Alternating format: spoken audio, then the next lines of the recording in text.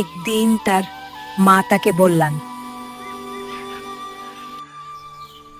মাধুর, যদি তুমি প্রতিদিন ধৈর্য ধরে ফুলে পানি দাও তাহলে ফুলগুলো সুন্দরভাবে ফুটবে।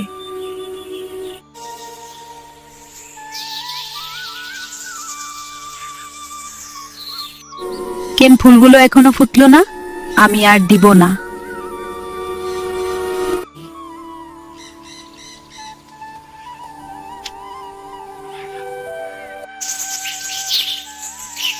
মাধুর, ধৈর্য ধরলে সবকিছু সুন্দর হয়।